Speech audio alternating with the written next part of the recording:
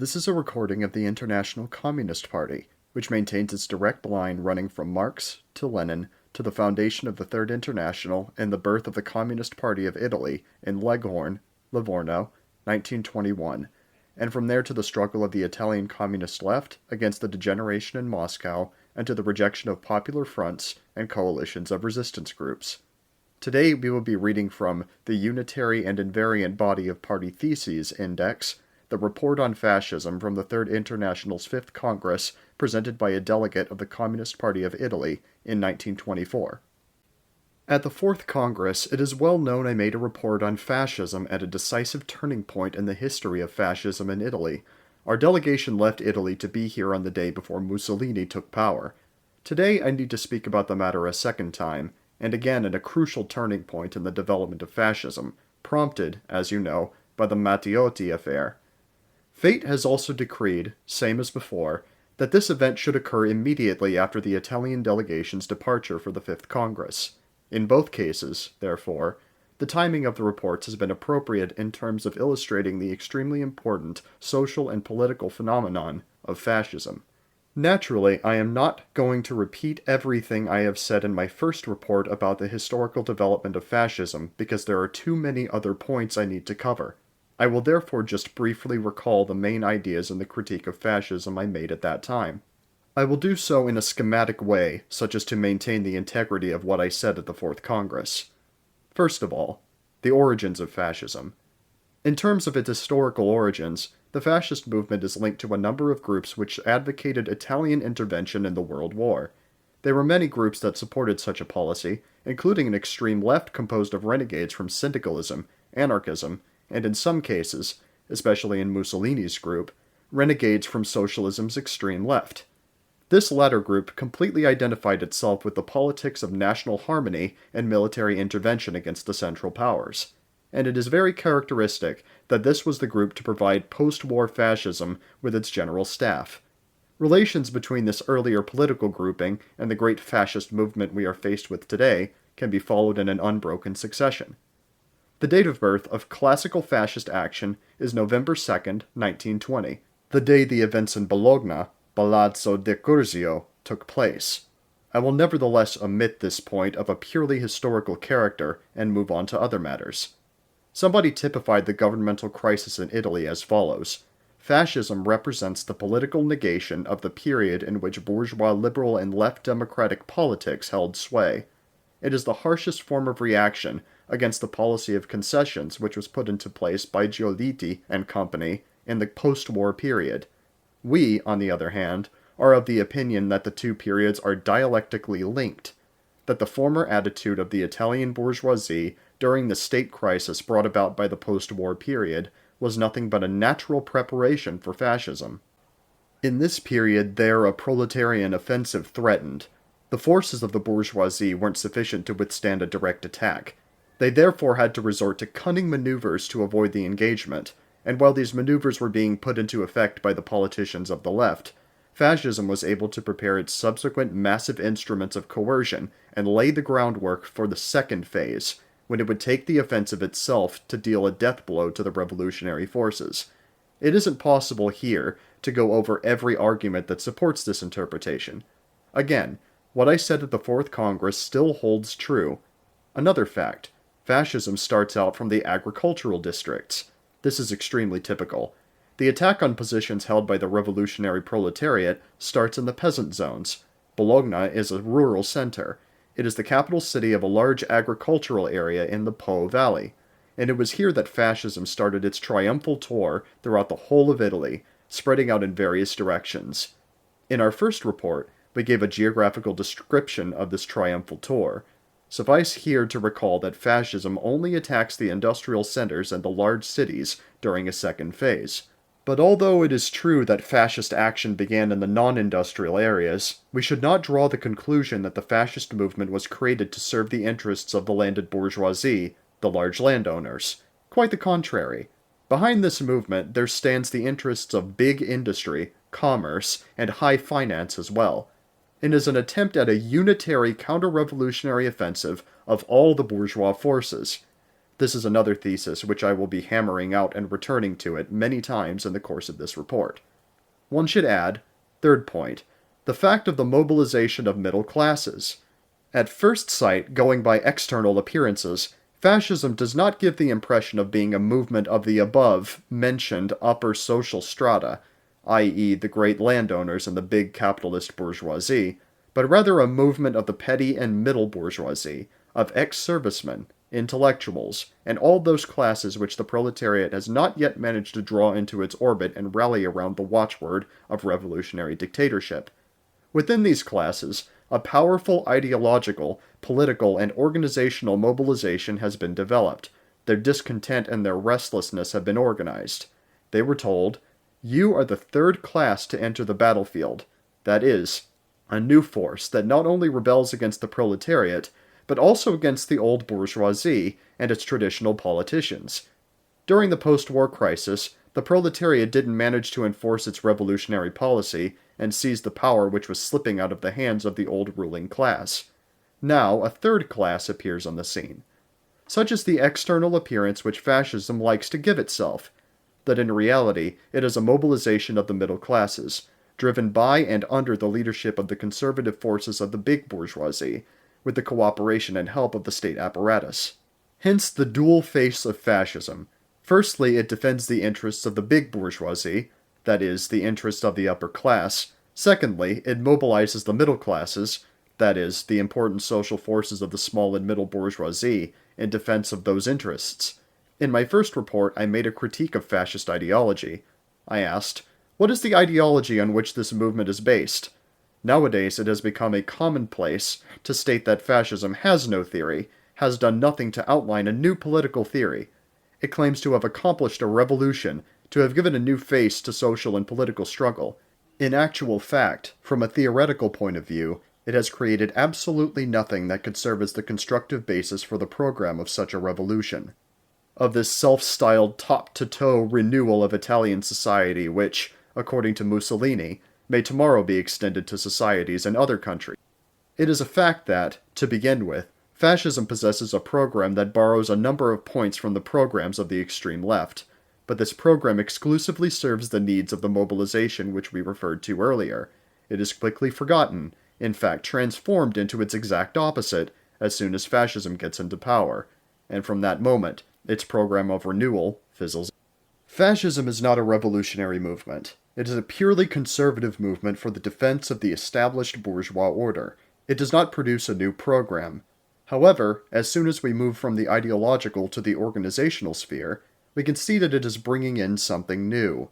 We can immediately see that there is something here that the bourgeoisie in Italy, and in other countries, haven't so far employed. Although the Italian bourgeoisie had great political leaders, professional politicians, parliamentarians who could be assured of a great popular following at elections, and although it had its great liberal party, its policy used to be characterized by the fact that it lacked any organizational force. The Liberal Party had a clear and concrete doctrine, a well-defined historical tradition, and an ideology which was entirely adequate from a bourgeois point of view. But it lacked organization. Fascism completely turned this state of affairs on its head. It brings nothing new in ideological terms. We will see soon enough the worth of its critique of the ideology of old bourgeois parties. But it does deploy a new factor which the old parties completely lacked, a powerful campaigning apparatus, powerful both in terms of its political organization and its military organization. This shows that in the present period of grave capitalist crisis, the state apparatus is no longer sufficient to defend the bourgeoisie. It needs to be backed up by a well-organized party which is capable of operating on a countrywide level and which struggles to gain support from the middle classes, and maybe even to sidle up to certain strata of the working class. During this crisis, the bourgeoisie can face out the impending revolution only thanks to the mobilization of the non-bourgeois classes. What relations exist between fascism and the proletariat? Fascism is by its nature an anti-socialist and therefore anti-proletarian movement. Since its inception, fascism has presented itself as the destroyer of even the most minor conquests of the working class. Nevertheless, it is incorrect to identify fascism with the traditional reaction of the extreme right, with its states of siege, its terror, its emergency laws, and its prohibition of the revolutionary organizations. Fascism goes farther. It is a more modern movement, and being more sophisticated, it also endeavors to gain influence among the proletarian masses, and to this end, it unhesitatingly accepts the principles of trade union organization. It tries to create workers' economic organizations. Clearly, these trade unions bear no comparison with free trade unions. Nevertheless, in my opinion, we must establish that the very existence of fascist unions represents a very significant argument against revolutionary syndicalism, which sees the economic organization as the decisive weapon of class struggle. The facts show that this weapon can just as well be exploited for counter-revolutionary ends. Of course, the fascist trade union movement is to be distinguished from the real trade union movement by one very characteristic feature, i.e., it recruits amongst the ranks of all classes, and not just amongst the working class, because it is actually a form of organization based on the sectors of production. The intention is to create parallel organizations of workers and employers on the basis of class collaboration. We have thus reached a point where fascism and democracy converge. In short, fascism is playing the old game of the left-wing bourgeois parties and social democracy, that is, calling on the proletariat to declare a civil truce. To achieve this end, it tries to form trade unions of industrial workers and of agricultural workers, which are then maneuvered into a de facto collaboration with the boss's organizations. The sole intention of this action, of course, is to annihilate the revolutionary organizations and to allow the proletarian masses to be fully exploited by the capitalists. And yet, the upper propertied strata does not portray fascism as a brutal method of oppressing the workers. On the contrary, it is presented as a way of organizing the entire productive forces of the country, with the recognition of this requirement taking the form of the collaboration of all economic groups in the national interest. Obviously, what underlies all this is the exploitation of nationalistic and patriotic ideology. This isn't something entirely new. During the war, the formula of the submission of all particular interests to the general interest of the whole country had already been widely utilized in the national interest. Fascism is therefore reverting to an old program of bourgeois politics. However, this program appears in a form which somehow echoes the program of social democracy, but on the other hand, really does contain something new, that is a powerful political and military organization at the service of the conservative forces. The conclusion I drew in the report I made to the Fourth Congress was that the fascist program is actually based on a fundamental historical and social contradiction. Fascism would like to reconcile and silence all economic and social conflicts within society. But this is just the outward appearance. In reality, it endeavors to achieve unity within the bourgeoisie, a coalition between the upper layers of the propertied classes, in which individual contrasts between the interest of the different groups of the bourgeoisie and of the different capitalist enterprises are smoothed out. On the economic terrain, fascism is entirely stuck in the rut of old bourgeois liberalism. It rejects any state intervention in the economy, preaches unlimited freedom of action for business, and advocates the free interplay of the forces which stem from capitalism. However, this causes it to get caught up in an insoluble contradiction. It is extremely difficult to put into practice a unitary politics of the bourgeois class so long as there is complete freedom among economic organizations to develop in whatever way they choose, and so long as individual groups of capitalists are completely free to compete among themselves. The conclusion we draw from this is that fascism is destined to fail due to the economic anarchy of capitalism, despite it holding the reins of government firmly in its grasp, despite it commanding the powerful weapon of the state apparatus, and despite the fact that it has an organization extending throughout the entire peninsula, which mobilizes the middle classes, and to a certain extent the proletariat as well, in the interests of the united bourgeoisie. The mighty fascist apparatus may give the impression that fascist power will last, but at its very roots, this power suffers from a fundamental contradiction, because fascism hasn't shown that it possesses any new way of overcoming the capitalist crisis. Today, same as before, we believe that the capitalist crisis will not be overcome by heroic means. I have repeated here the fundamental concepts for the analysis of fascism which I expounded in my first report. The conclusions we have drawn are the same as before, and they are fully confirmed by almost 2 years of fascist dictatorship. Let us return to the historical phase we were in at the time of the Fourth Congress, when the fascists took power. The conclusion of the general offensive against the revolutionary forces and against the old detainers of power in Italy, the March on Rome. In that report, I hadn't yet touched on the controversial question that arose in our ranks during the Fourth Congress, although Comrade Zinoviev mentioned it in his speech. What happened during our absence from Italy? A coup or a comedy? I will briefly take up this issue, although in my opinion there were three options: coup, comedy, or revolution. Let us remind ourselves of the characteristic features of the fascist seizure of power. There was no armed struggle. There was merely a mobilization of fascism which threatened a revolutionary conquest of power, and a sort of defensive mobilization of the state, which at a certain point actually declared a state of emergency. But the state didn't put up any real resistance. There was no armed struggle. Instead of fighting, a compromise was reached, and at a certain moment the struggle was, so to speak, put on hold, postponed. This was not because the king, at the right moment, refused to sign the decree of martial law, but because the compromise had evidently been prepared a long time before. The fascist government therefore established itself in the normal way. After the resignation of the Facta government, the king summoned Mussolini to form a new cabinet. The leader of this self-styled revolution reached Rome from Milan in a sleeping car, and at every stop along the way he was cheered by official representatives of the state. Why one cannot talk of a revolution is not merely because power was taken without an insurrectional attack, but because of all the other reasons we touched on earlier when considering the historical significance of fascism. From a social point of view, fascism does not represent a major change. It does not represent the historical negation of the old bourgeois methods of government. It merely represents the complete logical and dialectical continuation of the preceding stage of so-called democratic and liberal bourgeois government. We resolutely oppose the statement, repeated over and over again by the fascists, that their assumption of power can be equated with revolution. In his speeches, Mussolini says, "We made a revolution," but when we retort, there was no revolution, no struggle, no revolutionary terror, because an out-and-out seizure of power never took place, and nor was there a real annihilation of the enemy, then Mussolini answers with an argument which, from an historical point of view, is quite laughable. "We still have time for that," he says. "We will complete our revolution in due course."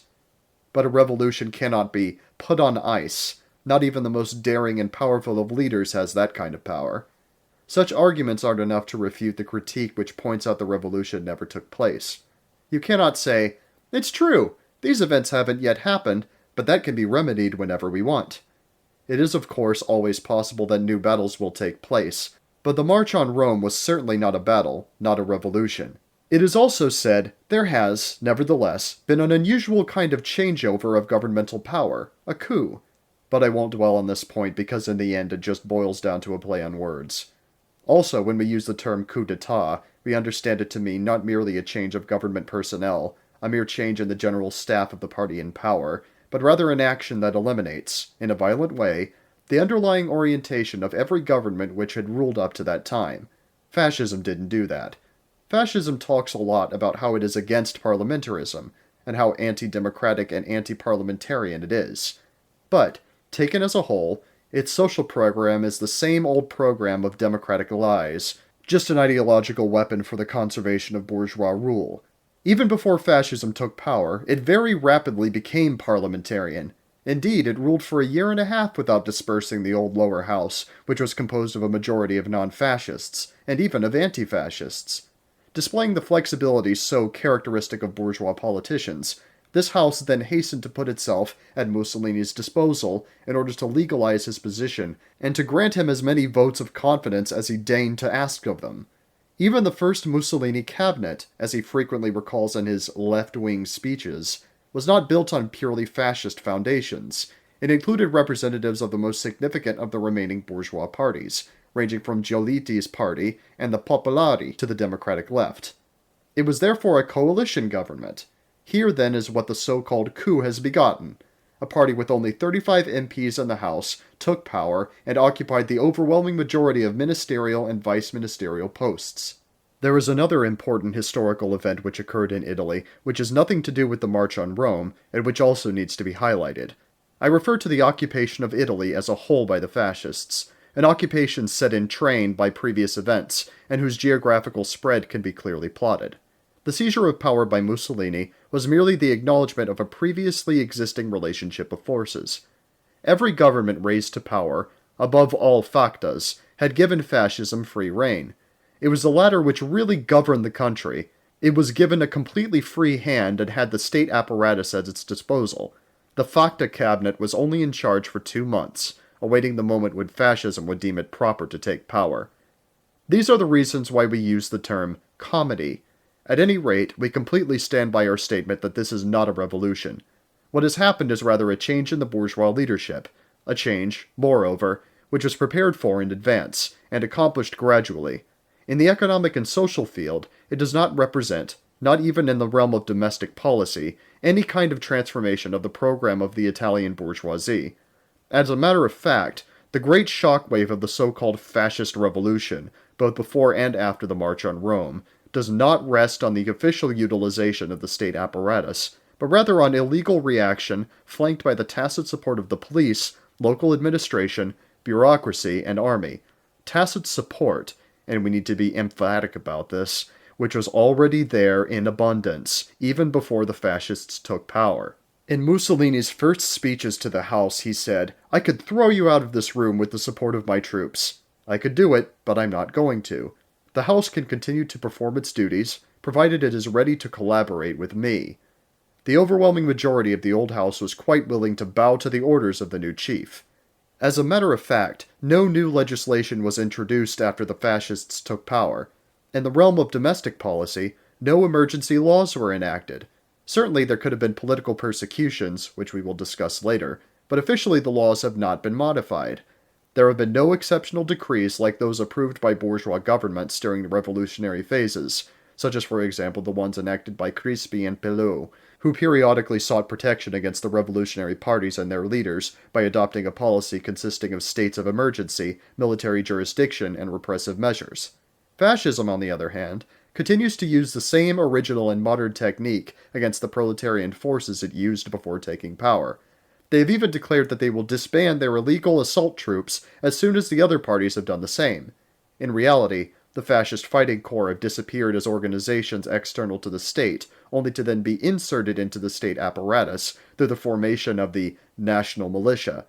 And now, as before, this armed force remains at the disposal of the fascist party and of Mussolini in person. It represents a new organization, officially absorbed within the state apparatus. It is the pillar on which fascism rests. On the agenda, the question remains, should we allow this organization to disappear or not? Can fascism be required to rely on constitutional means in domestic politics rather than on these new organs?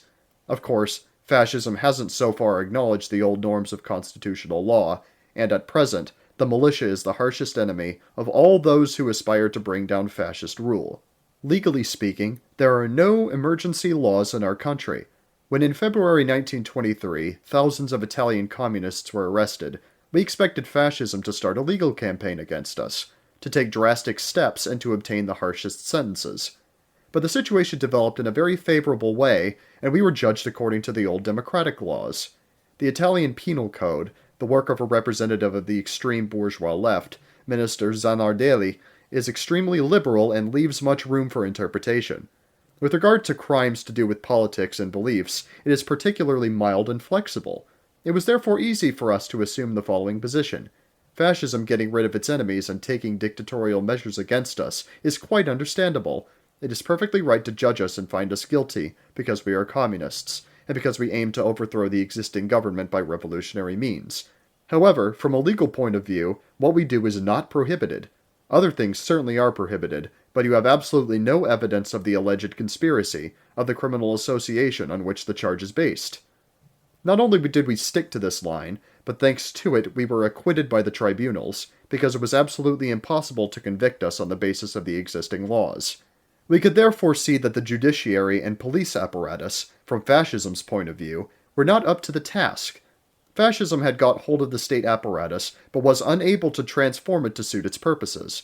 It did not know how to get rid of the communist leaders through court rulings. It had its cadres, its own terrorist organizations, but within the justice system it did not deem it necessary to employ new weapons. This is for me a further demonstration of the total inadequacy of bourgeois liberal guarantees and of liberal justice in the struggle against the freedom of movement of the proletariat. It is true that in such circumstances our defense had to adopt legal means as well, but if the enemy possesses an illegal organization, by means of which it can resolve the issue in quite a different way, these democratic guarantees lose any meaning. Fascism sticks to the old policy of left democratic lies, of equality before the law for all, and so on and so forth. This does not stop it from continuing to seriously persecute the proletariat. I merely wish to say, with reference to the purely political trials by which the leaders of the revolutionary proletariat were supposed to be crushed, that the new situation created by fascism hasn't changed the classic system of democratic bourgeois governments at all. A revolution, on the other hand, is always characterized by the transformation of the political laws. I will now briefly deal with the events which occurred after fascism took over. First of all, a few words on the economic situation in Italy. Fascists are continually telling us that the economic crisis of 1920 and 1921 was followed, after they took power, by a period of economic growth. They maintain that in the past 2 years the situation has stabilized, economical equilibrium has returned, order has been re-established, and the whole situation has undergone a marked improvement. These are supposed to be the advantages of fascism for all social classes, the blessing for which the Italian people is indebted to fascism. This official position is supported by a full-scale mobilization of the whole of the press, and by the employment of all the means a party firmly entrenched in power has at its disposal. But this is just an official lie. The current economic situation in Italy is bad. The rate of exchange of the lira has plummeted to the lowest level seen since the end of the war. It is worth just 4.3 US cents, i.e. fluctuations in the exchange rate have seen it drop to the lowest values so far recorded. Fascism hasn't been able to improve the situation. It is true that, according to Mussolini, without him the lira's rate of exchange would have dropped even lower, but this argument cannot be taken seriously. The fascists also claim to have re-established a balanced budget. This is true from a material point of view. After all, it is well known that with state budgets you can demonstrate whatever you want.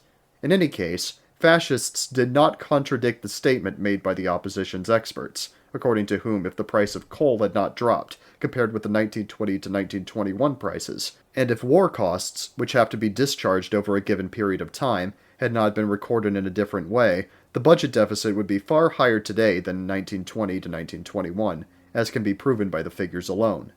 The index of the economic situation certainly shows widespread decline. As regards the unemployment figures, they were very high in 1920, and particularly in 1921, and it is true they are lower now, but the data over the last few months shows that unemployment is rising again, and that the industrial crisis has not been overcome once and for all. In the business world, the situation is extremely tense. Trade is encountering major difficulties. This is proven by the statistics on bankruptcies, which show an enormous increase compared with recent years. Also, the cost of living index in large cities is rising. It is quite clear that the whole economic situation in Italy is getting worse. It hasn't stabilized at all. And what fascism has produced, by means of enormous pressure exerted by the bourgeoisie, is only an external stability. The official indices show that all that has been obtained is just the expression of this terrible pressure exerted on the proletariat, that all that has been accomplished has been at the expense of the proletarian class, and solely in the interest of the ruling class. Nor should it be forgotten that the very existence of this pitiless pressure makes it very likely that there will be an eruption of those very classes which were sacrificed in the fascist attempt to stabilize the economic situation in the exclusive interest of the big bourgeoisie. I will now move on to the fascist government's attitude towards the workers. I pointed out earlier that the great political trials staged against us have provided evidence of the inadequacy of the fascist state's legal apparatus. Nevertheless, whenever they have been able to accuse comrades of committing common law offenses, rather than those the law considers political, they have come down very heavily indeed. Numerous clashes have occurred, and are still taking place, between fascists and proletarians, mainly communists, and in such skirmishes there are generally casualties on both sides. It is a notorious fact that, long after the fascists took power, fascists who had killed workers were still being granted complete immunity, even when the proof against them was conclusive. Workers, on the other hand, who wounded or killed fascists in self-defense, received extremely severe sentences. The amnesty which has been decreed is only to the advantage of those who committed common law offenses for national ends. In other words, it is an amnesty for fascist assassins, while those common criminals who pursue anti-national ends, i.e., who fight against fascism, must expect the harshest punishments. It is an unalloyed class amnesty. A later amnesty would reduce sentences to between 2 and 3 years. But it is important to know that our comrades are generally sentenced to 10, 15, or even 20 years of imprisonment. Hundreds and hundreds of workers, Italian comrades, are today in jail because they didn't manage to get over the border quickly enough after armed confrontations with the fascists, confrontations they'd participated in, but which were almost inevitably provoked by the fascists. Thus the present Italian government is carrying out the most ferocious oppression against the working class. Whenever the working class tries to defend itself against the fascist terror, legal action immediately follows, in a way that does not differ much from the old political trials for treason. In strictly legal terms, the right of the Communist Party, anarchist movement, etc., to exist continues to be guaranteed by the law as before. What isn't possible, in theory. And it is pretty much the same as far as the press is concerned. Officially, there is still freedom of the press. All parties are allowed to publish their organs, but, although there is no legal pretext for it, the police authorities can prohibit the distribution of a newspaper. Up to now, only communists have been the target of this prohibition. Our daily paper, Il Lavatore of Trieste, has been prohibited in accordance with an Austrian law still enforced in that town. Thus the old Austrian laws are used against the revolutionaries, that is, against those who, during the war, due to their defeatism, were called accomplices of Austria. To this, we can add the suppression of newspapers by armed bands, the raids on editorial offices by which the publication of proletarian press is made impossible, the sabotage of journalist associations, and so on and so forth.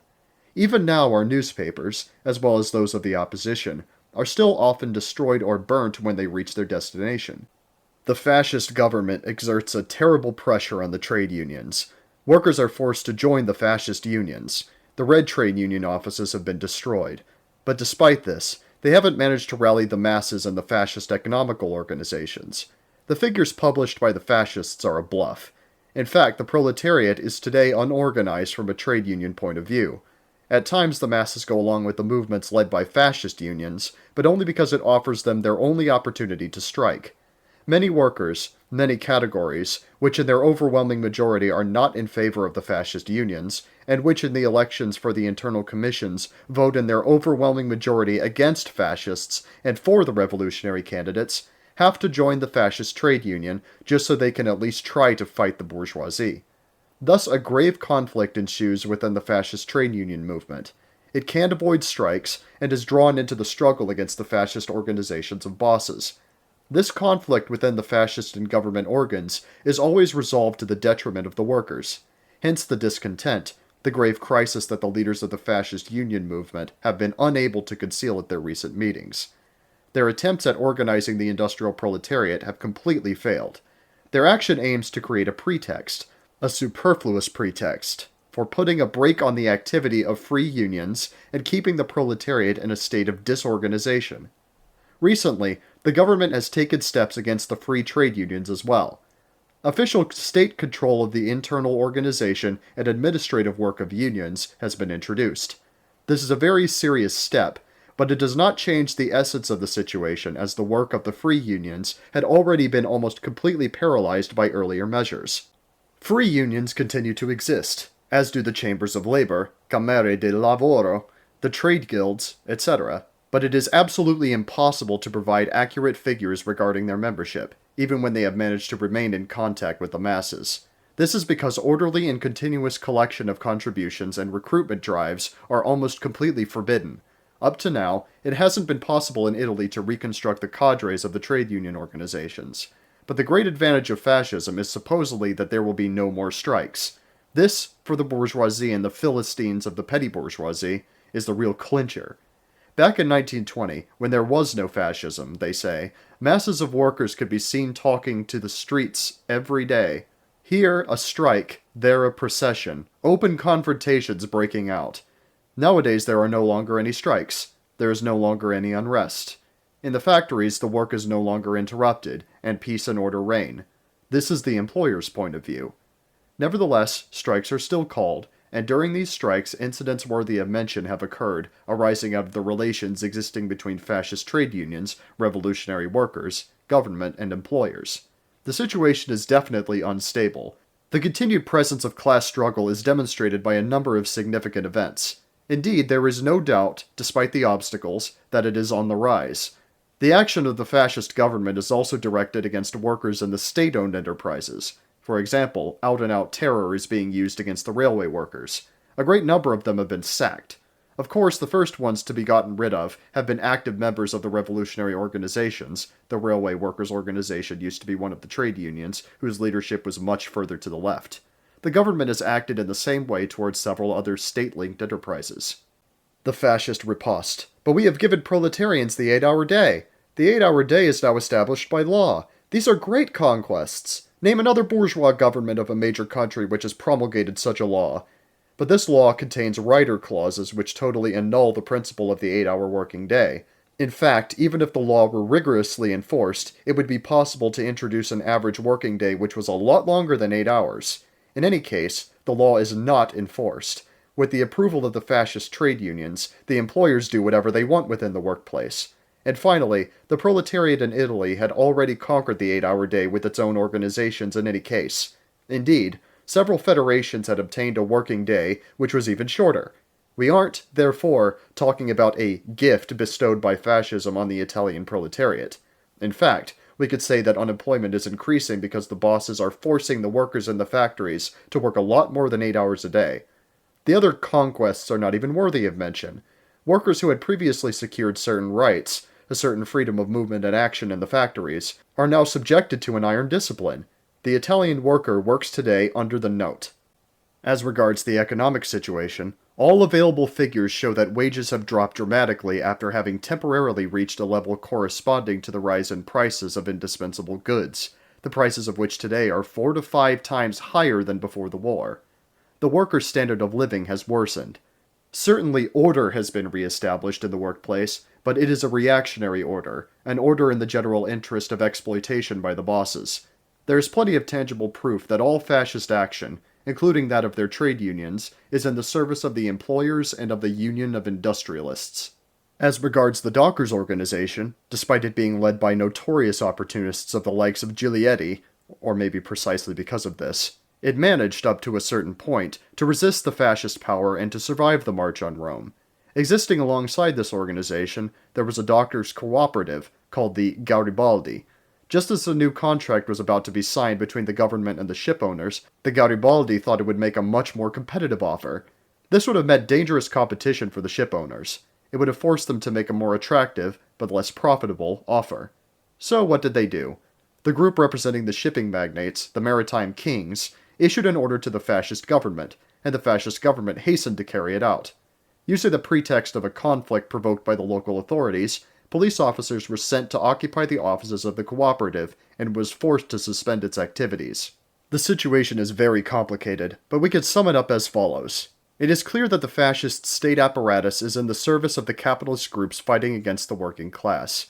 Today, the whole life of the proletariat, the whole industrial life of Italy, provides the most damning proof and clearest demonstration that the development of government into a steering organ and business committee of capitalists has been realized in its most extreme form in our country. We should also be aware that similar phenomena are affecting the farm laborers. I cite as an example the strike led by the fascist trade union, which was fought by the so-called rice weeders in the fields of La Melina. Launched with the approval of the fascist union, it was a strike which would eventually see the full might of reactionary terror hurled against it. The strikers, women all, were attacked by the police and the militia, that is, by the organs of the fascist government, and the strike was stifled in blood.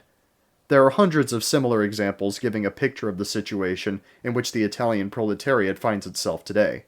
The fascist trade union policy allows workers to try and conduct struggles, but as soon as there is any actual conflict between workers and bosses, the government intervenes with brutal violence in the interests of capitalist exploitation.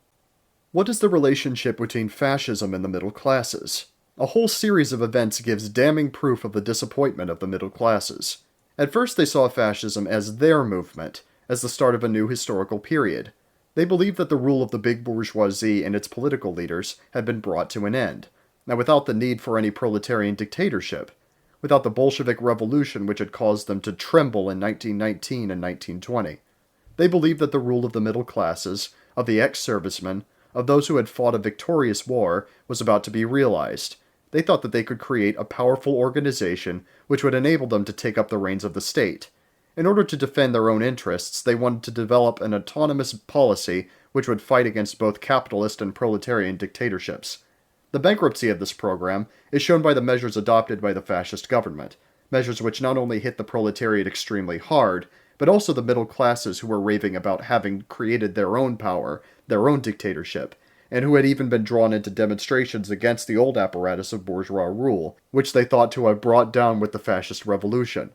All of fascism's governmental measures show that it is in the service of the big bourgeoisie, of industrial, financial, and commercial capital, and that its power is directed against the interests of every other class, not just the proletariat, but the middle classes as well. For instance, measures introduced in the housing field have hit all classes indiscriminately. During the war, a moratorium was introduced which imposed certain limitations on the rent increases landlords could impose. The fascists have abolished these, giving landlords the option of raising rents.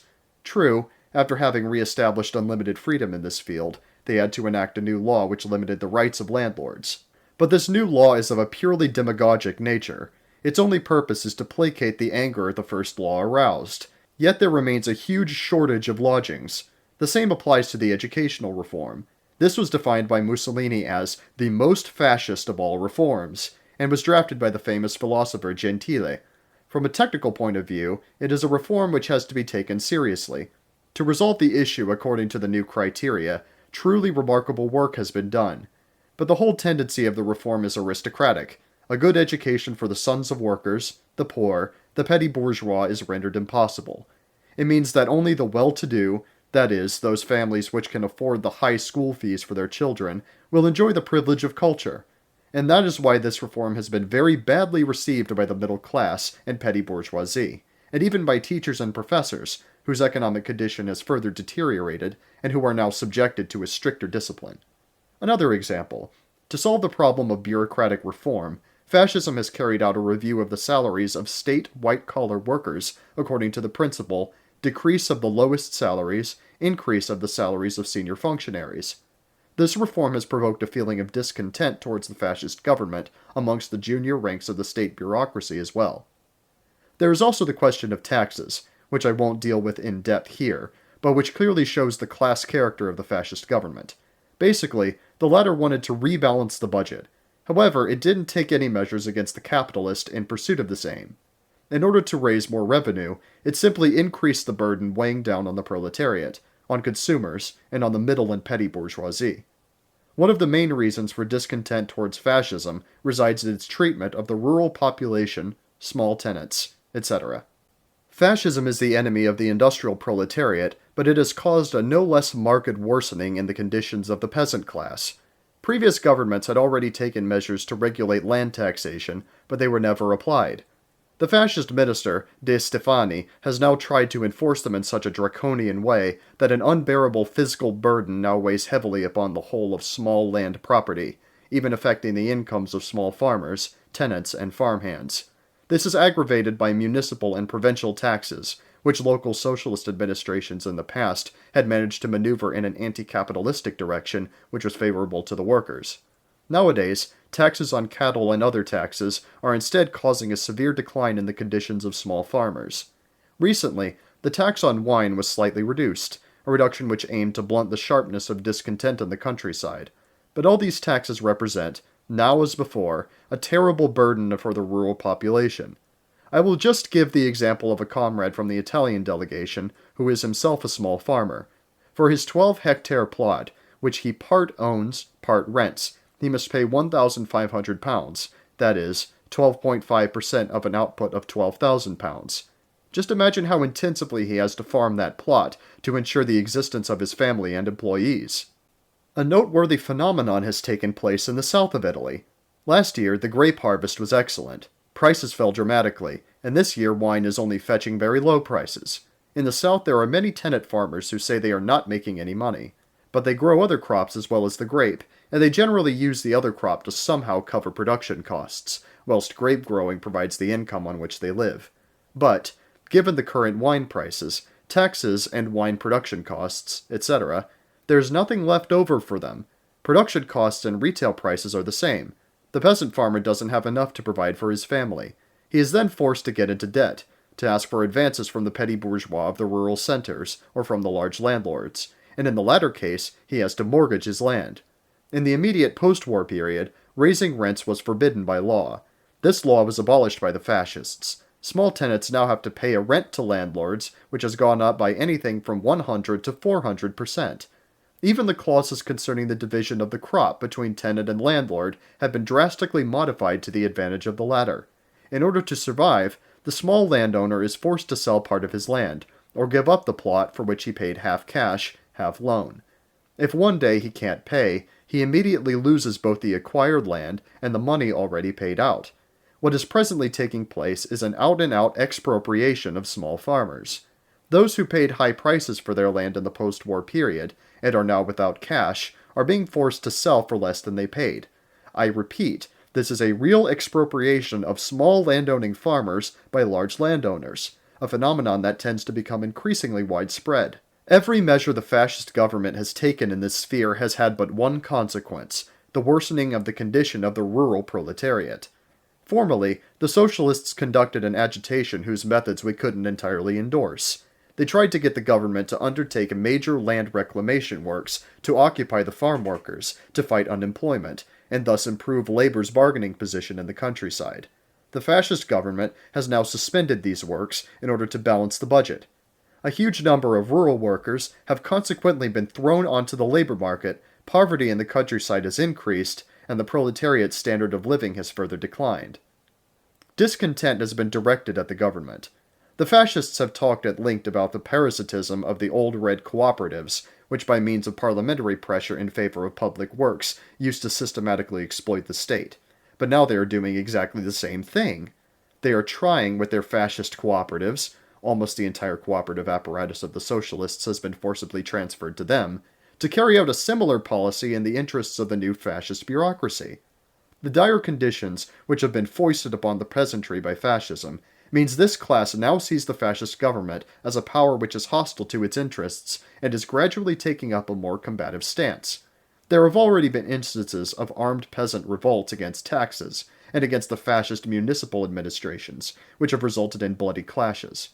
The fact that this has happened is extremely important, and it characterizes the situation very well. Having commented on fascism's social policy, I'll now move to consider its policy in other fields, starting with religion. The stance fascism takes on this issue is an example of its theoretical flexibility. To begin with, in order to exploit certain attitudes traditionally held by the middle classes and by intellectuals, fascism adopted an anti-clerical program. Thus did it fight the Catholic Popular Party in order to undermine its influence in the countryside. In a second period, fascism started competing with the Popolari and became the official party of religion and of Catholicism. Both from a historical and theoretical point of view, this is quite remarkable. The Vatican is conducting a pro-fascist policy. It has been very happy with the concessions the fascist government has made by agreeing to improve conditions for the clergy and restoring the teaching of religion in schools. Mussolini, when he was in Switzerland, was the editor of a petty collection of anti-religious books, tuppenny, halfpenny pamphlets, in which the non-existence of God was demonstrated, and you can read about papal misdeeds, the story of the woman elected to the papal throne, and all the other rubbish which for centuries has clouded the minds of workers. The same Mussolini nowadays, whenever he deems it useful, invokes the Lord and proclaims that he is governing in God's name. The political opportunism of the Vatican hides a fundamental antagonism which is brought out in the clash between the fascists and Popolari, the latter representing a kind of Christian democracy. The Catholic idea, as such, is opposed to fascism because fascism represents an exaltation of the fatherland, of the nation, and its deification. From a Catholic point of view, this is a heresy. Fascism would like to make of Catholicism an Italian national question, but the Catholic Church's policy is inherently international and universal, because it seeks to extend its political and moral influence across all borders. This extremely significant conflict has been resolved, for the time being, thanks to a compromise. Let us now look briefly at fascist foreign policy. The fascists, as far as international politics is concerned, claim to have found Italy in an extremely dire situation. The country was a laughingstock, but after fascism took power and Italy acquired a strong government, it started to be treated very differently, and its position on the international stage is now very much changed. Events have nevertheless shown that all fascist foreign policy can do is continue the old tradition of the Italian bourgeoisie. Indeed, nothing has changed. Nothing new has occurred.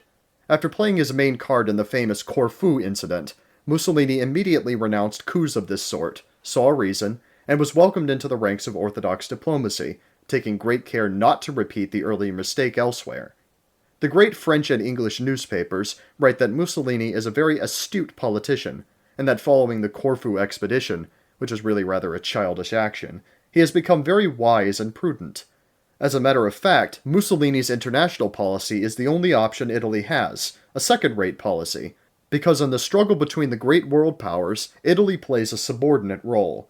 In the matter of war reparations and in the Franco-German conflict, Mussolini has always taken an intermediate stance, which has exerted absolutely no influence, one way or the other, on the existing power relations. Its erratic attitude has been welcomed with satisfaction, one minute by Germany, then by France, then by Great Britain. It is true that fascism was able to modify, or rather overturn, power relations within the Italian border, but it wasn't able to pull off the same stunt again on an international scale because it has absolutely no influence on interstate relations. Since the necessary historical and social presuppositions for such influence are lacking, one cannot really talk seriously of an Italian imperialism.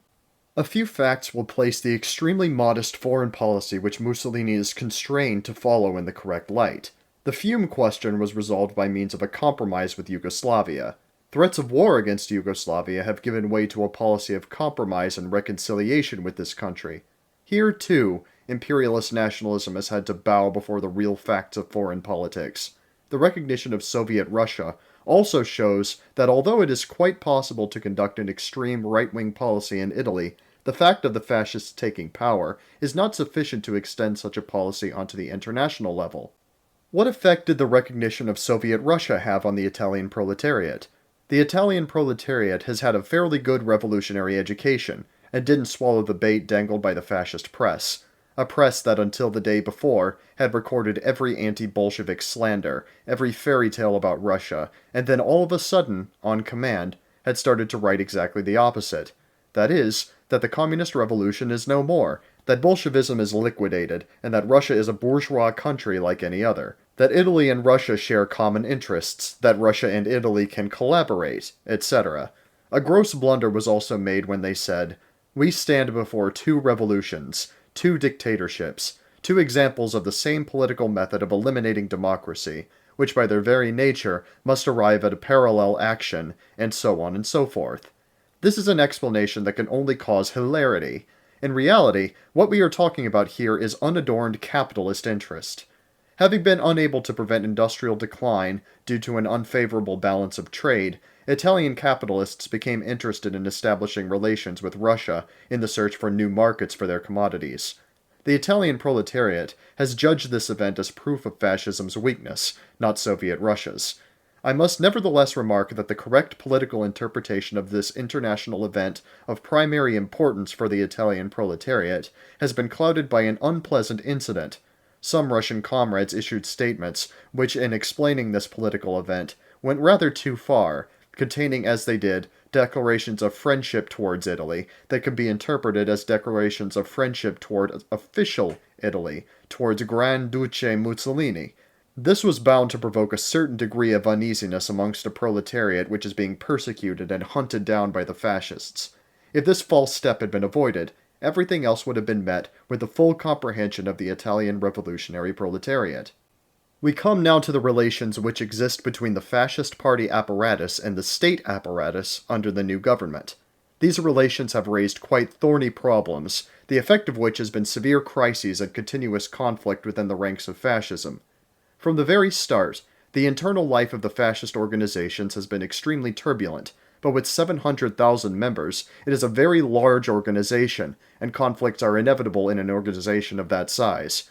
Nevertheless, the harshness and violence of the internal conflicts within the fascist movement in Italy are exceptional. At the start, The problem of the relations between party and state was resolved in a very imperfect way by placing political commissioners, drawn from the ranks of the party, alongside the state authorities.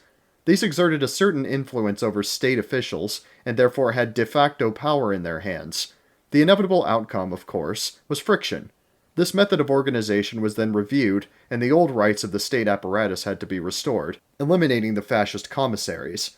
But the crisis, which was overcome only with the greatest of difficulty, has not been resolved in a definitive way, because within the fascist movement two currents have formed. The first of them, which aims at a revision of extremist fascism, wants to return to legality, and declares, "Power is in our hands, we have our great leader Mussolini, we can restrict ourselves to governing through the normal and legal exercise of power, the whole state apparatus is at our disposal, we form the government, our duce is trusted by all parties, therefore, the party does not need to get caught up in administrative matters anymore." This current would like to renounce violent struggle and the use of illegal means, and get back to normal relations. It tries to influence Mussolini by isolating him from the more extreme fascist elements. These extremist elements are recruited among the local hierarchs, and they are designated by the Abyssinian term Ras. Rassism is for local dictatorships of fascist occupation troops throughout Italy, and indeed it advocates a second wave of terror against its opponents. Farinacci, who recently proposed the death penalty for anti-fascists, is one of its typical representatives. Between these two extremes, between the tendency which advocates a second wave offensive against the opposition, and which says, if Mussolini says that the revolution is not yet accomplished, then we must complete it, then we must immediately order, their words, 5 minutes of shooting to annihilate all the enemies of fascism once and for all, between this tendency and the one which would prefer better relations between fascism and certain opposition elements, than even with reformists such as the leaders of the Confederazione Generale del Lavoro, Mussolini has, up to now, maintained a certain equilibrium by making shrewd concessions, now to the one side, now to the other. He has restored the old rights to the state apparatus officials, but has no intention of renouncing the key support provided by the organizations operating independently from the state apparatus, since it is these organizations which sustain the fascist power and which allow it to defend itself against revolutionary attacks. Fascism hasn't dissolved Parliament. The old Parliament, as I pointed out earlier, was constantly passing votes of confidence in Mussolini and conceding him full powers which granted him everything he asked for. Nevertheless, fascism wanted to modify the electoral law. In Italy, the system in place was proportional representation. Fascism wanted to be certain of retaining the majority. I believe this still would have been possible using the machinery of the old electoral system. Even under proportional representation, with polls, fascism would have obtained what it has now. On the basis of the new electoral law, the party list which wins the majority of the votes, and obtains at least 25% of all votes cast, has the right to 2/3 of the seats in the new parliament. This means that a quarter of the overall vote is enough to occupy 2/3 of the seats, on condition, of course, that another party list doesn't gain 26 or 27% of the entire vote, in which case the latter list would be awarded the majority. On the majority party's national list, there were 375 names. So in actual fact, these deputies have been elected by Mussolini himself, since the fact that this list would obtain more than 25% of the vote was in no doubt. A real battle about who would be nominated has broken out inside the fascist party. Around 10,000 fascist Razas had set their sights on being amongst the 375 elected. It wasn't even possible to reserve all the posts on the list for fascist candidates. In the elections, a dual tactic was employed. In the north, where fascist organization is very strong, there was no need for compromise and electoral lists composed exclusively of fascists were put forward. In the south, where fascist organization is much weaker, they had to compromise, and politicians of the old regime were allotted plenty of slots on the national list. Thus, some of the candidates would be new men from the ranks of the fascist party, and some would be, for want of a better word, traditional politicians. The elections have now taken place, and we won't talk about them in detail. We know that the fascist terror hasn't yet reached the stage where it is absolutely impossible for the opposition to exercise their vote. The fascist government maneuvered with a certain dexterity. It knew that by totally removing the opposition vote, the elections would have immediately lost all political significance. The government therefore restricted itself to influencing the outcome. Mussolini can now say, "The elections are now over. The vast majority has voted for us. This consensus of the vast majority of the Italian people legitimizes our power. One can no longer speak of the rule of a minority. In order to assess the conduct and the outcome of the elections, it is necessary to clearly distinguish between the north and south of Italy. In the north, the fascist organizations are very powerful, mainly in the country but also in the industrial towns.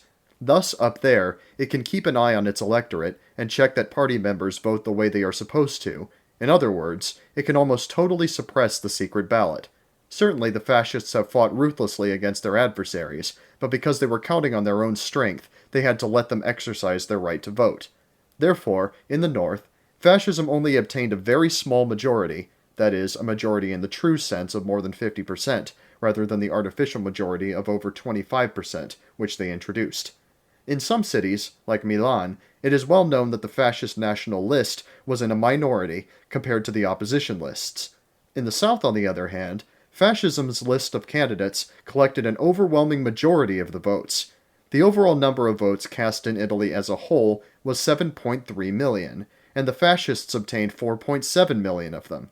3.65 million is half the votes cast. The fascists polled over a million more than that. That is the strangest aspect of the thing. In the south, apart from a few districts where agrarian conflicts similar to the ones in the Po Valley have taken place, a dyed-in-the-wool fascism has never really existed. Fascism gained a foothold there in the following manner. After the fascists took power, the local bourgeois cliques thought it as well to adhere to fascism, in a formal sense, in order to retain their hold over the local administrative machinery and be able to continue to exploit it. In the south, a significant level of fascist organization doesn't really exist, and yet it is actually in the south, by employing very simple means, that fascism has obtained the overwhelming majority referred to above. Here, the elections have been conducted at will, representatives on the rival lists have been chased off, the fascist squads have been organized, granted electoral certificates, and have been put at the disposal of the local administration, with every member of these squads voting 30, 40, or even 50 times. Given this situation, Mussolini has been forced to make the extraordinary admission that it was the south of Italy which saved the country, that the most seasoned forces in the battle against revolutionary democracy were to be found in the south, that in 1919 and 1920 it was the south which hadn't allowed itself to be led astray. Thus his previous political interpretation of the Italian situation, that the north was the most progressive and civilized part of the country, had been turned on its head. In recent speeches, true, he has gone back to his previous theory and seems to have given up trying to make his pronouncements agree with the official statistical results of the elections. Fascism is extremely weak in the South. In relation to the Matteotti affair, one can say in fact that the South has been unanimous in its condemnation of the government. This important fact shows how artificial are the means by which fascism maintains itself in power. A quick glance, then, at the other parties which participated in the elections. Firstly, before passing to the pro-fascists, I want to recall the Nationalist Party, which is now officially wholly integrated into the Fascist Party. The Nationalist Party has been around for a long time, before anyone had heard of fascism. It exerted a major influence on the latter's development, and it was they who equipped fascism with its flimsy theoretical armory. The right wing of the liberals, with Salandra at their head, have also completely merged with fascism, and their members were candidates on the fascist list. In order to try and grab some of the seats reserved for the minority, other liberal personalities and groups, not including on the fascist lists, would stand beside them on parallel lists, which were also purely fascist. Alongside the official lists in these parallel lists, there were liberal lists of candidates which were unofficially supported by the government. There were also other, not declaredly anti-fascist lists, such as Gelati's, towards which the government maintained a neutral stance, allowing them to win a few uncontested seats. Regarding the opposition, we need to focus first of all on the defeat of the various parliamentary parties which compose the democracy, parties which once had such a powerful majority. Bonomi, extremely right-wing social reformist, wasn't re-elected. Di Cesare and Amendola only managed to salvage a small group of supporters after the government's bitter attack against them, and specifically against the latter. The Popular Party has also suffered a serious defeat. During the old parliament, it even took part in the fascist government. Its attitude has always been equivocal. It was only during the struggle against the new electoral law that it made a clean break with Mussolini, who responded by getting rid of the Popolari ministers. The resulting crisis forced the party chief, Don Sturzo, to officially resign, although in fact he continues to guide party policy. Arising from this, there has been a kind of split. A right-wing group, the Popolari Nazionali, have now left the party and support the fascist list. The main mass of the party follow Don Sturzo as before. The extreme left, headed by Migliori, has also left the party. The agitation he has been conducting in the countryside has been at times closely convergent with the actions of the revolutionary organizations. Inside the party, the influence of the big landowners still predominates, in the form of Don Sturzo's mediatory centrism. The Popolari movement has undoubtedly suffered a severe blow. The Peasant Party is another small party which is worthy of note. In a couple of districts, it put forward its own list of candidates up for election. It is a party composed of discontented small farmers, not prepared to entrust the representation of their interests to any of the existing parties, and preferring to form their own party. This movement might well have a future. It could achieve national prominence. The small Republican Party, which may be considered a semi-proletarian party, is rather confused in its attitude, but has conducted a very vigorous campaign against the fascist government.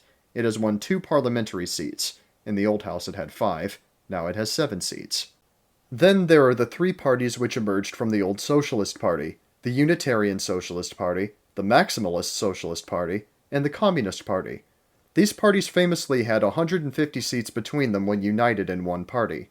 Today the Unitarians, Reformists, have 24 seats, the Maximalists 22, and the Communists 19. The Communists presented a joint list with the Third Internationalist fraction of the Maximalist Party under the banner of proletarian unity. We can say that the Communist Party was the only one of the opposition parties to return to Parliament not only with its former strength intact, but having won new seats. In 1921, we had 15 seats, but now we have 19. True, one of the seats is being contested and the final total may be 18, but that is a minor detail. In addition to the small lists of the German and Slav irredentists, there is a Sardinian party, founded a few years ago in Sardinia, which doesn't actually go so far as to call for total separation from Italy, but does want increased regional autonomy. We are talking about a movement which wants the state to be decentralized and to be less tied to the Italian state and the Italian nation, and it might prompt parallel movements in other regions which are in an even worse situation. Apparently in Basilicata, a similar party is being formed. This movement also has certain links with the purely intellectual one in Turin, which publishes Rivoluzione Liberale and advocates liberal and federalist theories. This group is putting up an energetic resistance to fascism, and it has attracted a certain number of sympathizers from amongst intellectuals and the professional classes. As you can see, the opposition is divided up into a lot of small groups. We shall also mention here some of the political currents which don't take part in elections. There is, for example, the movement led by D'Annunzio, i.e. a small elite gathered around D'Annunzio, ready to go into battle when its leader gives the signal. However, D'Annunzio's attitude has been rather contradictory of late. He has been quiet for quite a while. His was a movement born out of the previous middle class and servicemen's movement, which opposed the official mobilization of the big bourgeoisie, and which, since fascism was reneging on its program and pursuing a purely conservative course, set itself apart. Then there is the Italia Libera movement, that is, the anti-fascist opposition within the servicemen's organization, who are also seeing their influence grow quite substantially at the moment. Another anti-fascist movement, which is quite active, is Masonry. Fascism has caused a profound crisis in Masonry. There has even been a split, although it is not a very significant one, a small group of pro-fascist Masons who wanted to leave. The fascists have carried out a campaign against the Masons. Mussolini, as a fascist, got the same decision approved about the incompatibility of Masonry and party membership as he did when he was fighting for the Socialists back in 1914. Masonry has lost no time in replying vigorously to these attacks. In bourgeois circles abroad, it has carried out energetic propaganda campaigns against the fascist terror. In Italy, too, it is conducting educational work amongst the petty bourgeoisie and intellectuals, amongst whom Masonry is very influential, and this has not been without a certain effect. The anarchist movement doesn't play a very significant role in Italian politics at present. As you can see, the various currents opposed to the powerful fascist majority present a very complicated picture. But even if this opposition has quite a powerful press, what does it count for in terms of its military and political organization, that is, with regard to the practical possibility of mounting an attack on fascism in the near future? Practically nothing is the answer. It is true that certain groups such as the Republicans and the Masons would probably have us believe that they have illegal, anti-fascist organizations, but such claims are not to be taken seriously. The only thing that can be taken seriously is the strong opposition current which exists in public opinion and the press. The bourgeois opposition controls a large section of the press. These include some newspapers distributed throughout Italy, and which, whilst not declaredly of the opposition, take up a stance which is clearly against fascism. Thus do Milan's Corriere della Sera and Turin's La Stampa steer public opinion, above all amongst the average bourgeois, towards a tenacious, albeit mainly vocal opposition. All this goes to show that dissatisfaction with fascism has grown since the latter took power. Although accurately defining and classifying the different opposition groups is quite difficult, between the mood of the proletariat and that of the middle classes, it is nevertheless possible to draw a very clear line of demarcation. The proletariat is anti-fascist on the basis of its class consciousness. It sees the struggle against fascism as a mighty battle destined to make radical changes and substitute the revolutionary dictatorship to the fascist dictatorship. The proletariat is seeking revenge, but not in the banal and sentimental sense of the word. It is seeking revenge in a historical sense. The revolutionary proletariat instinctively understands that the real growth and predomination of the forces of reaction must be opposed by a real counter-offensive of the forces of opposition. The proletariat senses that only after a new period of hard struggles and, if victorious, by means of the proletarian dictatorship, can current reality be radically changed. The proletariat awaits this moment, the moment when, with redoubled zeal born of hard-won experience, it can pay back its class enemy in spades for the pummeling it is having to put up with at the moment. The anti-fascism of the middle classes is of a less active character. Certainly we have before us an opposition which is strong and sincere, but it is basically pacifist. What they want with all their hearts is to re-establish normal political life in Italy and complete freedom of speech and debate, but without the use of the cudgel, without having to use violence. Everything should return to normal. Both communists and fascists should have the right to profess their beliefs. Aspiring to a certain equilibrium of forces and democratic freedom, this is the illusion of the middle classes. These two attitudes, both arising from dissatisfaction with fascism, must be clearly distinguished from each other. The second attitude presents difficulties for our activity, which mustn't be underestimated. Even amongst the bourgeoisie, understood in the strict sense of the word, there are doubts about the expediency of the fascist movement. These worries they can express, to a certain extent, in the two newspapers referred to earlier, which are effectively their mouthpiece. They ask themselves, is this the right method? Is it not too drastic? Whilst it is in our class interest to have a machinery in place which can respond to certain requirements, might it not go beyond the functions and aims originally intended? Might it not overstep the mark? The more intelligent strata of the Italian bourgeoisie are for a revision of fascism and its reactionary excesses because they fear these are bound to prompt a revolutionary explosion. Naturally, it is in the express interest of the bourgeoisie that these strata of the dominant class are conducting a press campaign against fascism with the aim of bringing it back onto legal terrain and turning it into a safer and more flexible weapon of class exploitation. They are in favor of the astute policy of making apparent concessions to the proletariat at the same time as they express their enthusiasm for what fascism has done for the re-establishment of the bourgeois order and for saving its underlying basis, private property. These are the views which are nevertheless very influential. For example, Senator Agnelli, director of the biggest Italian car manufacturing firm and the most powerful of Italian capitalists, is a liberal. But when, as has happened to some of our comrades, too much is made of this fact, the Fiat workers have immediately set us straight, assuring us that reaction rules in the Fiat works exactly the same as in other factories run by capitalists who belong to the fascist party. Agnelli is, after all, a tycoon who is a very clever businessman. He knows it would be dangerous to provoke the working masses. He remembers the difficult moments he went through when the workers occupied his factories and hoisted up the red flag. He therefore gives benevolent advice to fascism on how to conduct the battle against the proletariat in a more astute way, and fascism is evidently not deaf to such advice. Before the Matteotti affair, fascism had taken a turn to the left. On the eve of Matteotti's assassination, Mussolini gave a speech in which he addressed the opposition. He said, "You form the new parliament. We have never needed elections. We could have exercised dictatorial power, but we still preferred to address the people. And you should recognize that the people have responded today, by fully supporting us with an overwhelming majority. And actually, it was Matteotti who challenged this by declaring that from a democratic and constitutional point of view, fascism had been defeated, the government had been placed in the minority, and that its majority was contrived and misleading. Fascism, of course, refused to recognize this. Mussolini argued, "Based on the official figures, we have the majority. I will now address the opposition. Opposition can be expressed in two ways. First, the communist way. To these gentlemen we have nothing to say. They are completely logical. Their objective is to overthrow us one day through the use of revolutionary violence and install the dictatorship of the proletariat. To them we respond, we will only succumb to a superior force. You want to risk taking us on? Go ahead." To the other opposition groups we say, the employment of revolutionary violence is not contemplated in your program. You aren't preparing an insurrection against us. What do you want then? How do you propose to take power? The law has given us 5 years as the legislature of this House, and new elections would produce the same result. Surely the best thing, then, is to come to an agreement. Maybe we have overdone it. Maybe we have overstepped the mark.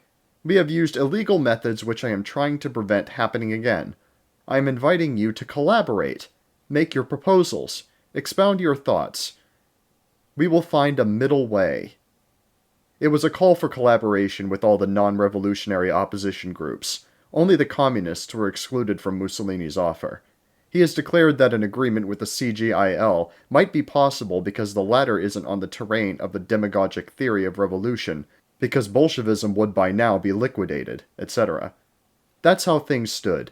The attitude taken by Mussolini showing what a force the anti-fascist opposition had become. The government could see that it needed to take a left turn. Then came the bombshell. The Matteotti affair caused the situation in Italy to completely change. The facts are well known. One day, Matteotti, the parliamentary deputy, disappears. For 2 days his family await his return in vain. Then they turn to the police. The latter allege they know nothing. After the newspapers publish reports about Matteotti's disappearance, eyewitnesses describe seeing him being attacked in the street by 5 individuals and bundled into a car, which then shoots off at great speed. Public opinion was in an uproar. Maybe Matteotti was being kept prisoner. Maybe it was the terrorist act of a lone individual. Just that, or something worse? Maybe an assassination. The government was urged to respond. Mussolini declared immediately, "We will track down the guilty." A few arrests were made, but before long it became common knowledge that Matteotti had been killed by members of a fascist squad linked to the party's terroristic organization. The fascists immediately took this line.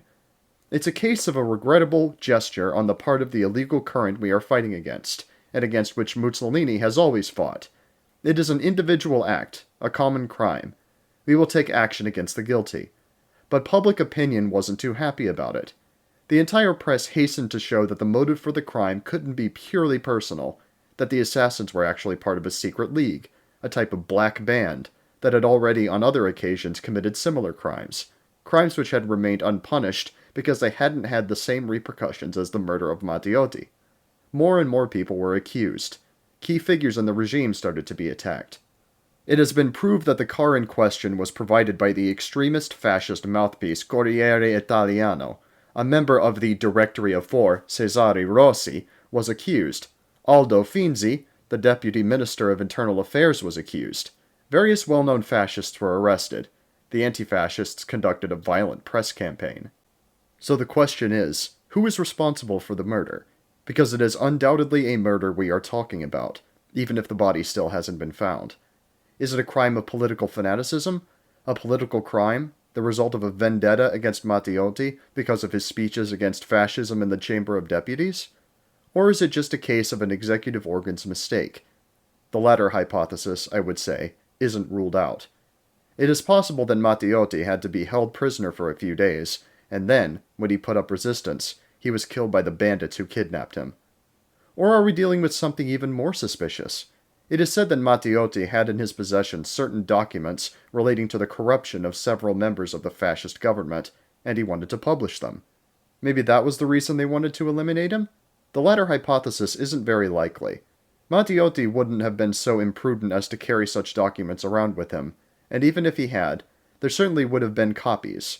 Nevertheless, in the course of the press campaign, It had been established that the Ministry of Internal Affairs has become a business center in which Italian and foreign capitalists can purchase a range of concessions from the government. There has been talk of large sums of money being salted away by senior officials. One example is the Sinclair case, that is, the oil treaty which awarded a foreign company a monopoly of oil extraction in Italy. It is even said that the casino in Monte Carlo dispensed an enormous sum in order to push through the law restricting licenses for gaming houses in Italy. Following these allegations, the fascists even forced Finzi to immediately hand in his resignation. The question remains open. Are we dealing with a political crime in the strict sense, or a crime prompted by the need to silence witnesses to the moral corruption of the fascist government? Whatever is the case, the approaches of the bourgeois opposition and the communist opposition to the two possibilities are very different. What does the bourgeois opposition say? For them it is just a judicial case. It wants the government to punish the guilty. Its perspective is that the government shouldn't just restrict itself to establishing who was directly involved in the murder.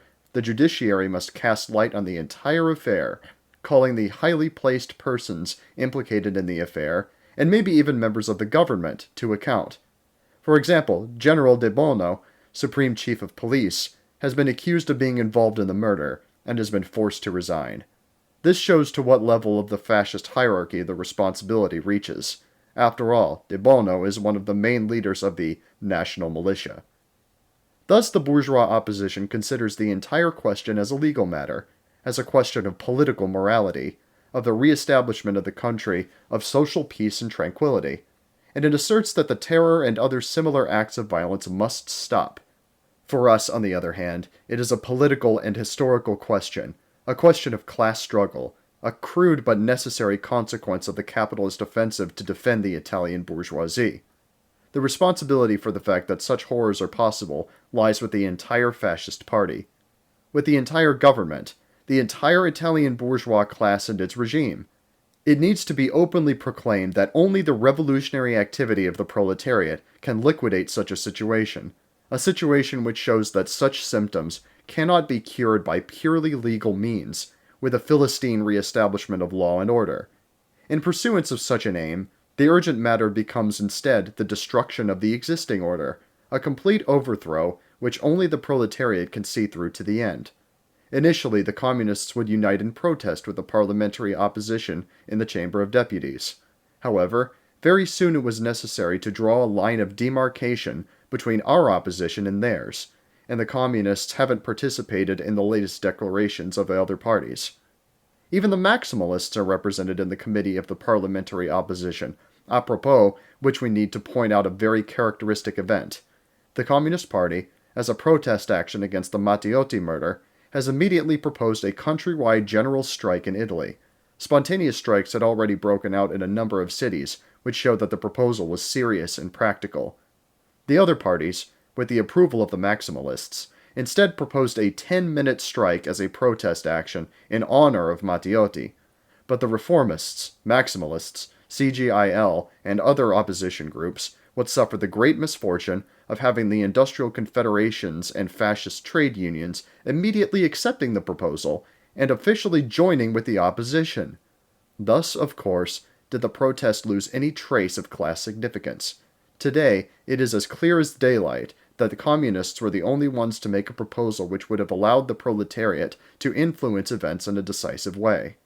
What is the outlook for the Mussolini government in the present situation?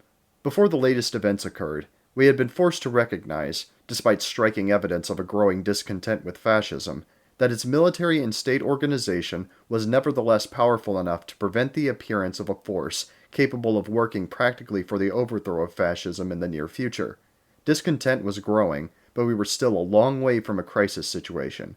Recent events provide a striking example of how small causes determine great events.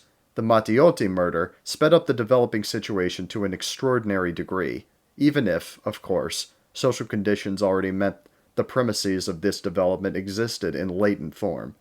The rhythm of the fascist crisis has been greatly accelerated. The fascist government has suffered a damaging defeat from the moral, psychological, and, in a certain sense, also from the political point of view.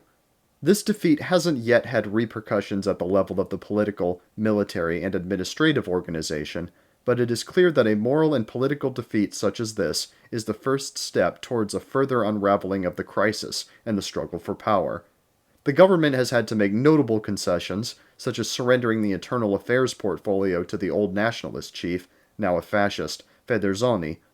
Other concessions have also been made too, but fascism still keeps power firmly in its hands. In his speeches to the Senate, Mussolini has openly declared that he will hold on to his post and deploy all the means of power at his disposal against anyone who attacks him. According to the latest news, the wave of public indignation has still not abated.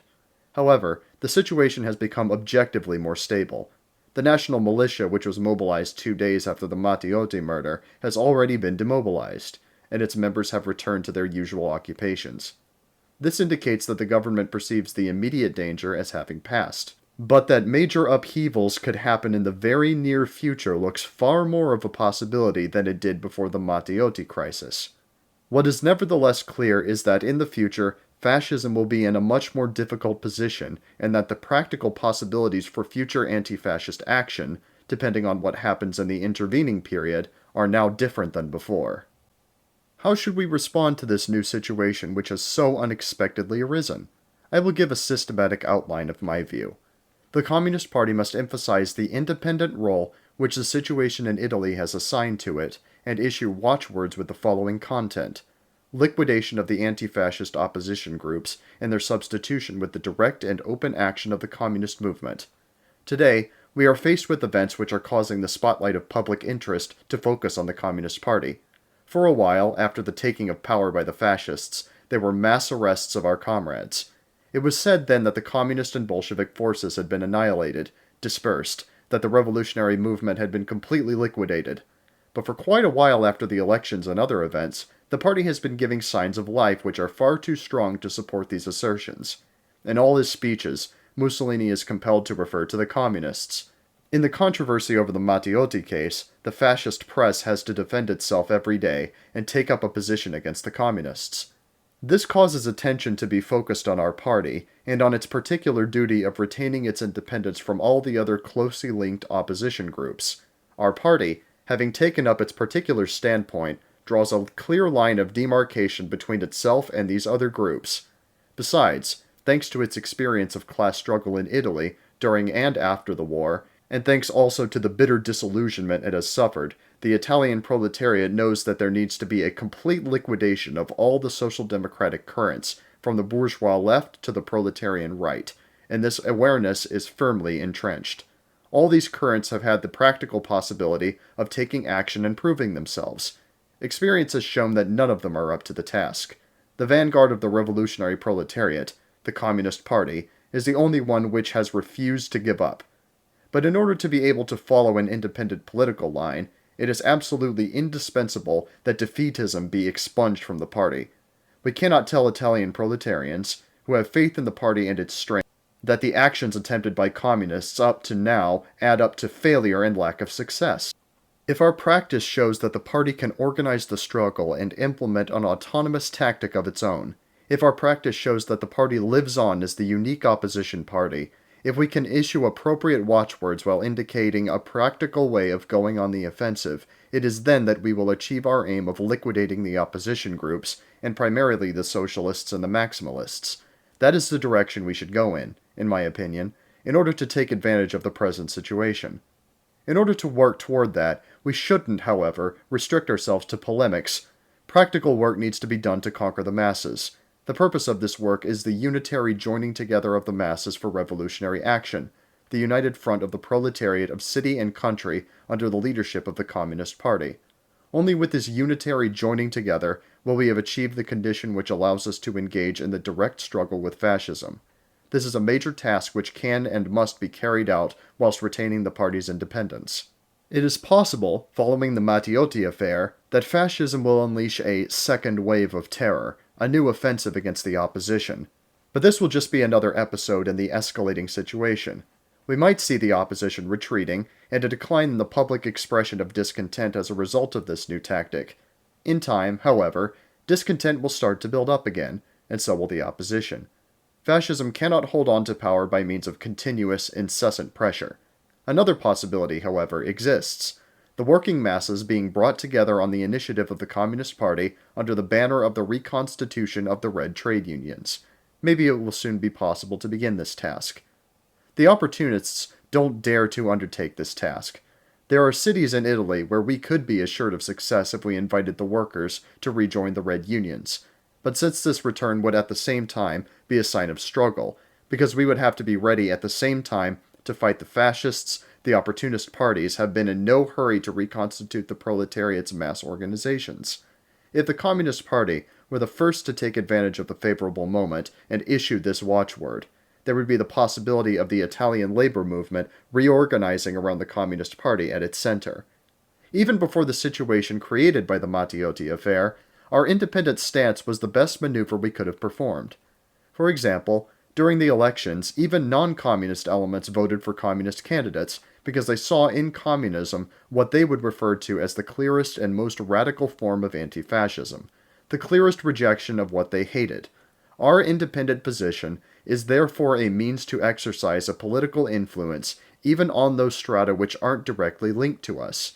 It is precisely to the fact that we have presented ourselves with an unequivocal program that we owe the Communist Party's major success in the elections, despite the government offensive unleashed primarily against our candidates and our electoral campaign. We officially campaigned under the slogan, Proletarian Unity, but the masses gave us their votes because we were communists, because we openly declared war on fascism, because our adversaries defined us as irreconcilable. This stance has ensured us notable successes. The same goes for the Matteotti incident.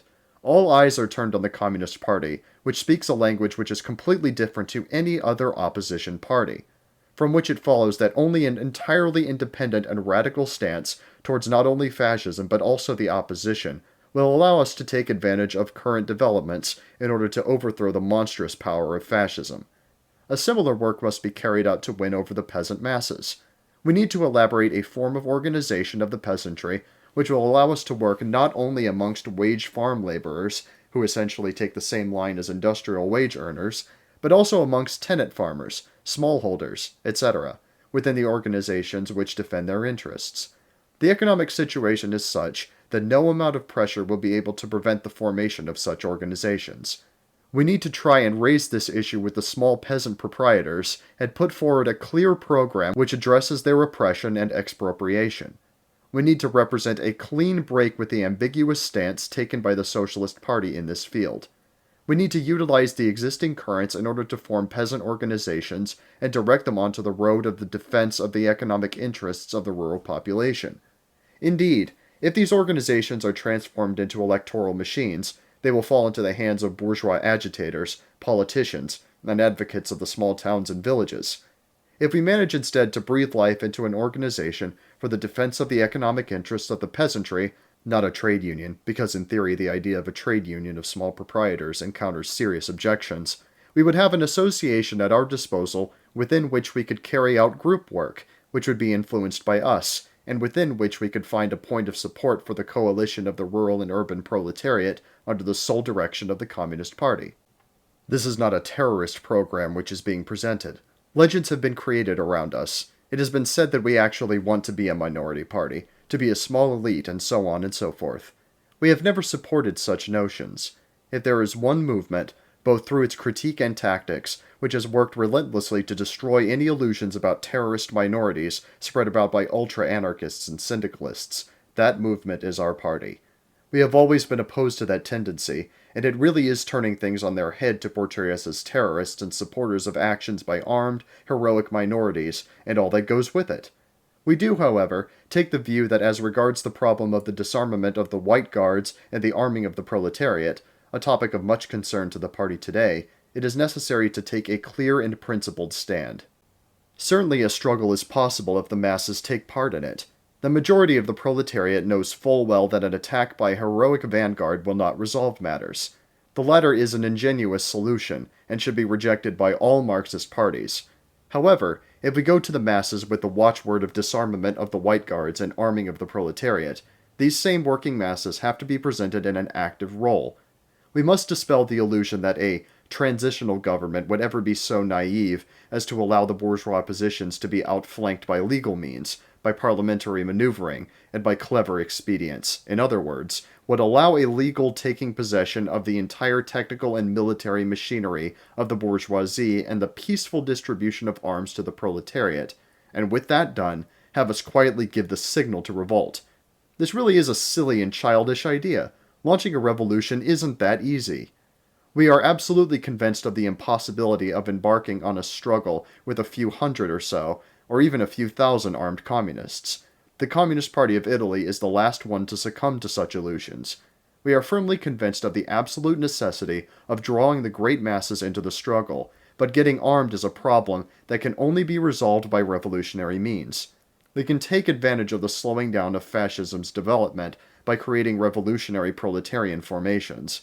But we have to destroy the illusion that maneuvers of any kind may one day put us in such a position that we could take over the bourgeoisie's technical and military machinery. In other words, tie our enemies' hands in order to later go on and attack them. To fight an illusion, which induces in the proletariat a sense of revolutionary apathy, isn't terrorism. On the contrary, it is a stance which is genuinely Marxist and revolutionary. We are not saying that we are the communist elite, and that we want to overturn the social equilibrium with the action of a small minority. Not at all. We want to conquer the leadership of proletarian masses, we want unity in proletarian action, but we also do want to utilize the experiences of the Italian proletariat, and these have taught us that struggles which are led by a non-consolidated party, even if it is a mass party, or one composed of an improvised coalition of parties, leads necessarily to defeat. We want a joint struggle of the working masses of the city and country, but we want this struggle to be led by a general staff with a clear political line, i.e., the Communist Party. This is the problem we are confronting. The situation will unfold in a way which is more or less complicated, but there already exists the premises for the issuing of watchwords and agitation around the Communist Party, initiating and guiding the revolution, and declaring openly that it is necessary to march forward over the ruins of the existing anti-fascist opposition groups. The proletariat must be warned that when the taking of power by the working class in Italy presents itself as a real danger to the capitalist class, all the bourgeois and social democratic forces will align around fascism. These are the prospects for the battle which we must prepare for in advance. To conclude, I want to add a few words on fascism as an international phenomenon, based on the experiences we have had in Italy. We believe that fascism wants to spread beyond Italy as well. Similar movements in other countries, such as Bulgaria, Hungary, and maybe also in Germany, have probably been supported by Italian fascism. But if it is certainly true that the proletariat of the entire world need to understand and utilize the lessons learnt about fascism in Italy, in case similar movements are formed in other countries as means of fighting the workers, one shouldn't forget, however, that in Italy there existed some particular presuppositions which allowed the fascist movement to become such a gigantic force. First and foremost among these presuppositions, I will recall national and religious unity. To get the middle classes to mobilize around fascism, I now believe that both presuppositions are indispensable. A sentimentalist mobilization has to be based both on national and religious unity. Evidently, the formation of a large fascist party in Germany would come up against the presence of two different religious confessions and different nationalities with tendencies which are in part separatist. In Italy, fascism found exceptionally favorable premises. Italy was among the victorious states, and whilst an overcharged state of chauvinism and patriotism existed there, at the same time the material advantages of victory were less in evidence. Strictly connected to this factor is the defeat of the proletariat. The middle classes bided their time for a while to see whether or not the proletariat would be powerful enough to win. When the revolutionary parties of the proletariat showed their impotence, the middle classes then believed they could act independently and take the government into their own hands. In the meantime, the big bourgeoisie took the opportunity to subjugate these forces and to yoke them to the cart of its own interests. Based on these facts, I don't believe we should yet expect to appear in other countries a fascism as open and blatant as the one in Italy, a fascism in the sense of a unitary movement of the upper strata of the exploiters and of a mobilization of a large majority of the middle classes and the petty bourgeoisie in the interest of those strata. Fascism in other countries is different than in Italy. In these countries, it is just a petty bourgeois movement with a reactionary ideology which is purely petty bourgeois and with some armed formations. A movement which, however, isn't completely identified with big business and particularly the state machine. This state machine can rather enter into coalitions with the parties of big business, the major banks, and large landed property, but towards the middle class and the petty bourgeoisie, it more or less retains its independence. Clearly, this kind of fascism is an enemy of the proletariat as well, but it is a much less dangerous enemy than Italian fascism. The question of relations with such a movement is, as far as I'm concerned, fully resolved. It is madness to think of having any kind of link with it. Such a movement, in fact, offers the basis for a counter-revolutionary political mobilization of the semi-proletarian masses. If the actual proletariat were to be brought to act on this same basis, it would present grave dangers. In general terms, we can expect abroad a copy of Italian fascism which will hybridize with the various manifestations of the democratic and pacifist wave, but fascism will take different forms to that in Italy. The reaction and capitalist offensive of all the various strata in conflict with the proletariat will not submit to such a unitary direction. Much has been said about the foreign organizations of Italian anti-fascism. These organizations have been created by bourgeois Italian émigrés. How Italian fascism is viewed by international public opinion, and the propaganda campaign conducted against it by civilized countries, is also on the order of the day. The moral indignation by the bourgeoisie of other countries is even seen as a means of liquidating the fascist movement. Communists and revolutionaries mustn't give in to this illusion of the democratic and moral sensitivity of the bourgeoisie of other countries. Even where pacifist and left-wing tendencies still exist today, tomorrow they will have no scruples about using fascism as a weapon in the class struggle. We know that the exploits of fascism in Italy and the campaign of terror it has conducted there against the workers can only give cause for rejoicing to international capital.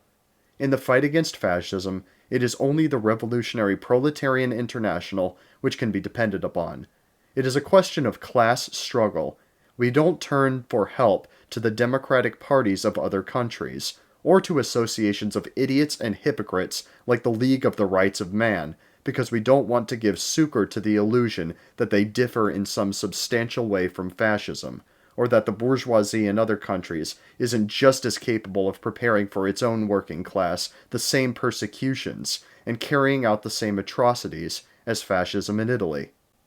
If there is to be an uprising against Italian fascism and a campaign against the terror in our country, there is only one force to be counted on: the revolutionary forces in Italy and abroad. It needs the workers of every land to boycott the Italian fascists. Those of our comrades who have been persecuted and exiled abroad in the course of the struggle will not be indifferent to this battle, nor to the creation amongst the proletariat of an international anti-fascist state of mind. The reaction and terror in Italy should arouse a class hatred, a proletarian counter-offensive, which will give rise to an international convergence of the revolutionary forces on a world scale against international fascism and against all the other forms of bourgeois oppression.